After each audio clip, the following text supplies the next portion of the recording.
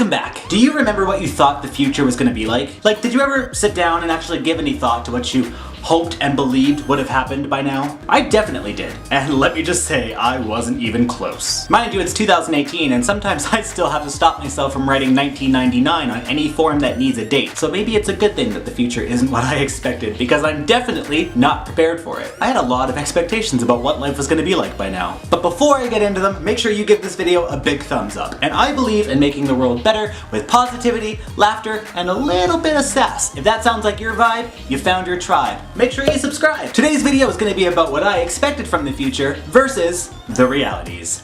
Coming up.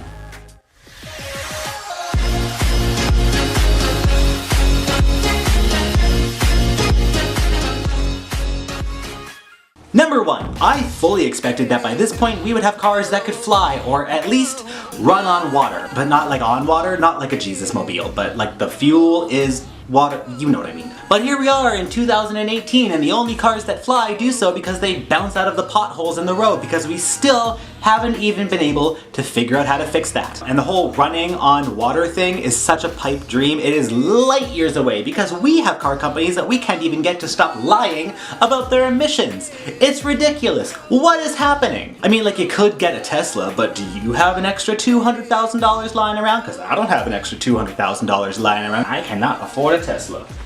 Number 2, I remember spending a lot of time looking forward to having like personal holographic projectors so that we could have like 3D conversations with each other when we weren't even in the same room. I thought that would be so cool. Like, you know in Star Wars when R2-D2 has that little projection of Princess Leia? Like that. I was sure that by now we were definitely going to have that. And here we are in the future, and I still can't go through a tunnel without losing cell phone reception.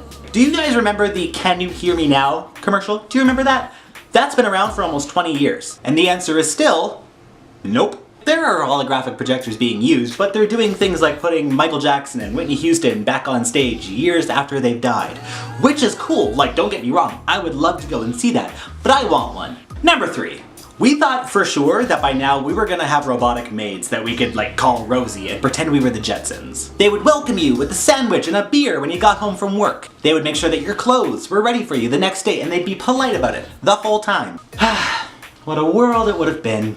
Instead, I have a Roomba that works about 50% of the time and usually turns itself off when it's underneath my couch, which makes it tough to get it back. And every time I have people over, they still look at it like it's the cutting edge technology that's gonna take over the planet. Everyone says that they want robots with artificial intelligence, but no one in the world would ever trust it if it happened. Like, would you trust it? Because I wouldn't trust it. I want a robot with artificial intelligence, but I wouldn't trust it. I wouldn't let it in the house. I wouldn't let it near my cats. I wouldn't let it near my husband. I wouldn't let it near my mama. I wouldn't trust it to even come near me. But I'd get upset if it didn't bring me a peanut butter and jelly sandwich. I would. I'd be upset. But I wouldn't eat it if it brought one. I didn't say I made sense. Wow, I'm confusing. Number 4.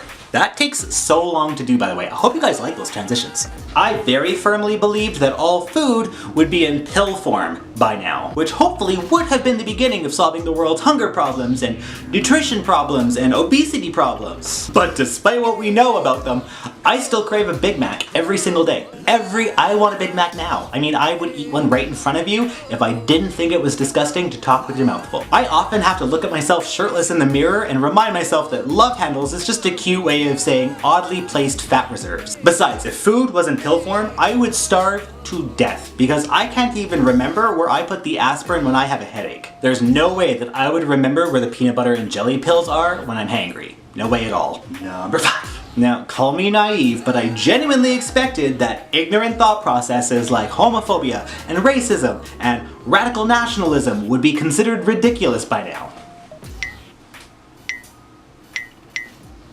Guess we'll have to check back in another 20 years and see where it leaves us. We have so much work to do.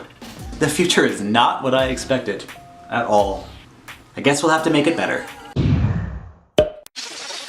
Hey! I hope you enjoyed today's video. If you did, you know the drill. Make sure to give it a big thumbs up. Today's viewer vote goes to Kyle. Kyle, thank you so much for watching. If you would like some information on how you can get a shout out in a future video, make sure you check the description box down below and let me know, what do you think about the future so far? Is it what you expected? Let me know in the comments. If you're new, make sure you click right there to subscribe to the channel. I make new videos every single Sunday. I'd love for you to be here. I have more episodes right down there, all of my social media in the corner over there, and until next Sunday, stay classy. Or, like, at least be sassy. Bye.